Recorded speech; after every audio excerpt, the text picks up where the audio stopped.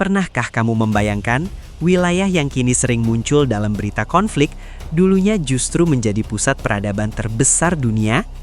Ya, jauh sebelum dikenal sebagai epicentrum geopolitik modern, dataran tinggi Iran telah dihuni manusia sejak zaman Paleolitikum sekitar 100.000 tahun yang lalu. Bukti arkeologis seperti situs Chogabonut yang berasal dari tahun 7200 sebelum Masehi menunjukkan bahwa wilayah ini adalah salah satu tempat lahirnya peradaban awal manusia. Namun, identitas besar Iran mulai terbentuk ketika Cyrus the Great atau Cyrus II muncul sebagai pemimpin visioner. Pada tahun 550 sebelum Masehi, ia berhasil menyatukan suku-suku semi-nomadik dan menggulingkan kekuasaan Medes, membangun kekaisaran Achaemenid yang membentang dari Mesir hingga India. Ini bukan sekedar kekaisaran biasa, melainkan salah satu adidaya pertama dalam sejarah manusia. Kehebatan Cyrus tidak hanya terletak pada ekspansi wilayah, tetapi juga pada nilai kemanusiaannya.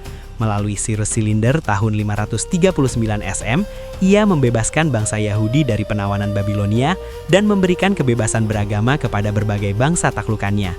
Kejayaan ini mencapai puncaknya di bawah Darius the Great yang memerintah antara 522 hingga 486 sebelum Masehi. Ia memperkenalkan sistem mata uang, standar timbangan serta membangun Royal Road yang menghubungkan wilayah luas kekaisaran. Bahkan sistem pos pertama di dunia dan teknologi kanat, saluran air bawah tanah menjadi bukti kemajuan teknologi mereka.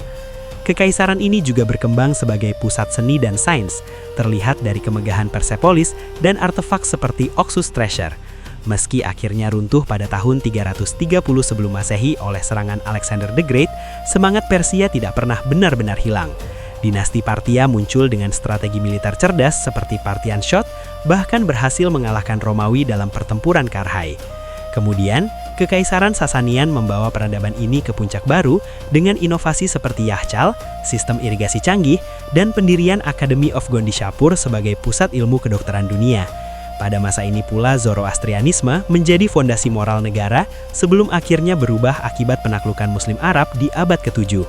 Menariknya, dunia barat selama berabad-abad menyebut wilayah ini sebagai Persia, padahal masyarakat lokal telah lama menyebutnya Iran yang berasal dari kata Avestan Arya yang berarti mulia atau merdeka.